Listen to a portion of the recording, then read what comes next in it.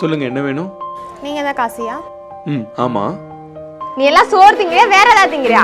உனக்கு வெக்கமான சூடு சொன்னு ஏதாவது ஒண்ணு இருக்கா? அக்கா, யார் நீங்க? என்ன வந்து திட்டிட்டு இருக்கீங்க? கடன் வாங்குறப்ப மட்டும் யாருன்னு தெரியுது, கடன் இப்ப குடுக்கறப்ப யாருன்னு தெரியலையோ? அக்கா, அந்த காசை நான் வாய்முடே, உன்ன நான் காரணம் கேட்கவில்ல, காசை தான் கேட்க வந்தேன். குடுத்துட்டு ஏதா இருந்தாலும் பேசு. அக்கா, நான் முதல்ல என்ன சொல்ல வரேன்னு கேக்குறீங்களா? நீ பேசுறத கேட்க நான் இங்க வரல, நான் பேசுறத நீ கேளு. இன்னைக்குள்ள காசு வரல, இங்க நடக்கிறத வேறையா இருக்கும்.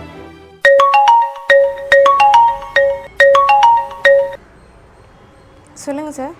மகா, எந்த வீட்டுலமா இருக்க? இந்த காசுன்ற பையன் வீட்ல தான் சார் இருக்கேன்.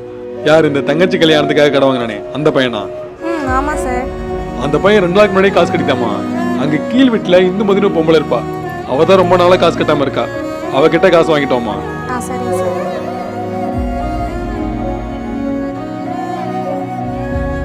காசு கொடுத்தாச்சா? அக்கா, ஒரு நிமிஷம் நில்லுங்களேன். நீங்களும் சோறு சாப்பிடுறீங்களா இல்ல வேற எதுவும் சாப்பிடுறீங்களா? முதல்ல அவங்க என்ன சொல்ல வராங்கன்னு காது கொடுத்து கேளுங்க. சும்மா லபாதிபான்னு கத்தாதீங்க. இங்க ஆம்பளையா இருந்தாலும் பொம்பளையா இருந்தாலும் பொறுமைன்றது ரொம்ப முக்கியம். முதல்ல எல்லார்கிட்டையும் பொறுமையா பேச கத்துக்கோங்க.